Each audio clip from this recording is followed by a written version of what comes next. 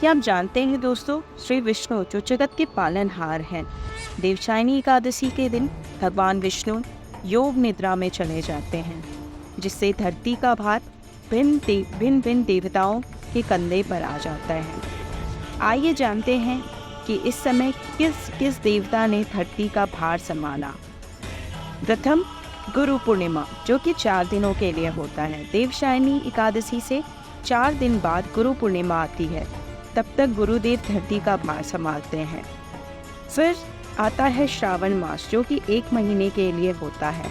गुरु पूर्णिमा के अगले दिन से ही श्रावण मास प्रारंभ हो जाता है और इस पूरे महीने भगवान शिव पृथ्वी का भार संभालते हैं।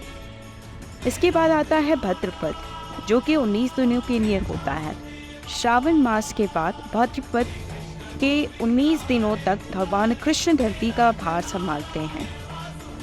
फिर आता है गणेश चतुर्थी, जो कि 10 दिनों के लिए होता है। भगवान कृष्ण के बाद 10 दिनों तक गणेश चतुर्थी तक भगवान गणेश धरती का भार संभालते हैं। फिर आता है पितृपक्ष, जो कि 16 दिनों तक होता है। गणेश चतुर्थी के बाद 16 दिन तक पितृदेव धरती का भार संभालते हैं। फिर आती है माता रानी, नवरात्रि के 10 दिन। पितृपक्ष के बाद नवरात्रि के 10 दिनों तक माता रानी धरती का भार संभालती है। दिवाली तक 10 दिन, नवरात्रि के बाद दिवाली तक माता लक्ष्मी धरती का भार संभाल लेंगे। दिवाली के आखिरी 10 दिनों तक कुबेर जी धरती का भार संभालते हैं और फिर देवउठनी एकादशी आ जाती है। देवउठनी एकादशी के दिन भगवान विष्णु पुनः योग निद्रा से जागते हैं और पृथ्वी का भार संभालते हैं।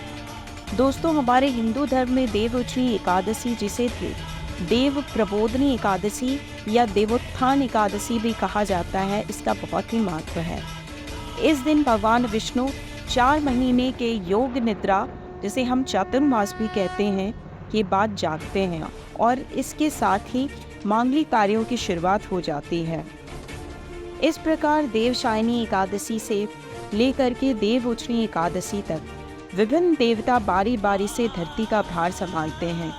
यह प्रथा भारतीय धर्म और संस्कृति में अत्यंत महत्वपूर्ण मानी जाती है।